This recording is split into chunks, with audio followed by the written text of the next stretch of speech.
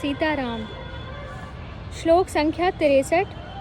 क्रोधाद् भवति सम्मोह सम्मोहात् स्मृति विभ्रमः स्मृति भ्रंशात् बुद्धिनाशो बुद्धिनाशात् प्रणश्यति।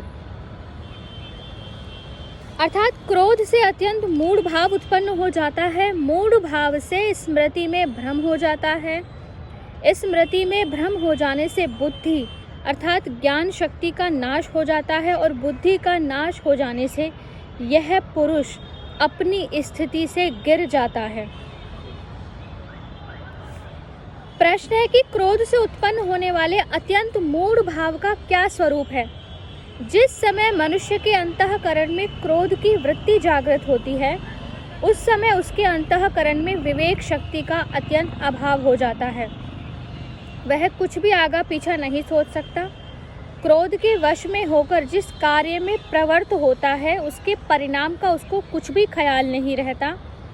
यही क्रोध से उत्पन्न सम्मोह का अर्थात अत्यंत मूढ़ भाव का स्वरूप है।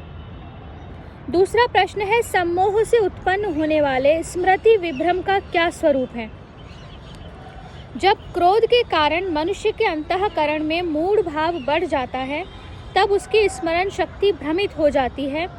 उसे यह ध्यान नहीं रहता कि किस मनुष्य के साथ मेरा क्या संबंध है, मुझे क्या करना चाहिए, क्या न करना चाहिए, मैंने अमुक कार्य किस प्रकार करने का निश्चय किया था और अब क्या कर रहा हूँ।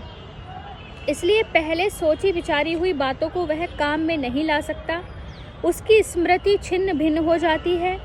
यही सम्मोह से उत्पन्न हुए स्मृति विभ्रम का स्वरूप है। स्मृति विभ्रम से बुद्धि का नष्ट हो जाना और उस बुद्धि नाश से मनुष्य का अपनी स्थिति से गिर जाना क्या है।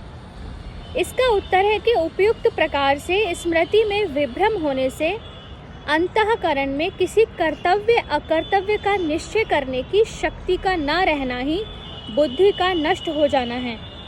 ऐसा होने से मनुष्य अपने कर्तव्य का त्याग कर अकर्तव्य में प्रवृत्त हो जाता है।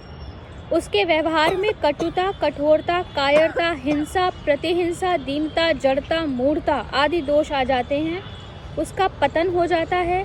शीघ्र ही अपनी पहले की स्थिति से नीचे गिर जाता है और मरने के बाद नाना प्रकार की योनियों में नरक में रहना पड़ता है। यही बुद्धि नाश से उसका अपनी स्थिति से गिर जाना है। श्लोक संख्या 64 से अगले वीडियो में पढ़ेंगे। हरे कृष्णा।